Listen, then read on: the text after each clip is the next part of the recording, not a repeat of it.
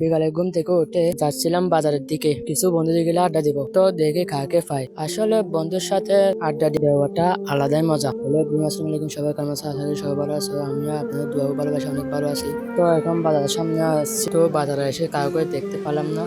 So সামনে সেলুনের দোকান দেখতে পেলাম, চুলগুলো ঠিক আছে না দেখলাম। তো আব্বু আমাকে কল দিছে একটু খেতে যাওয়ার জন্য। তো আমি খেতে যাচ্ছিলাম। আজকে মনটা অনেক খারাপ ছিল, কারণ কোনো বন্ধু দেখতে পেলাম না। বলতে না বলতে হাজির হয়ে আমার বাগিনা, তার নাম হলো রিফাত। তো আমার মনটা আবার খুশিতে আত্মহারা হয়ে গেছিল। সে আমার সাথে আমকে একে অনেক দুষ্টামি করতেছিল, আমিও তার সাথে অনেক দুষ্টামি করি। তো মামা বাগিনা দুষ্টামি করে করে যাচ্ছিলাম। বাগিনা আমার কাছে জিজ্ঞাসা করে, মামা এই আম বাগানটা কার? আমি তাকে বললাম আমি তো জানি না।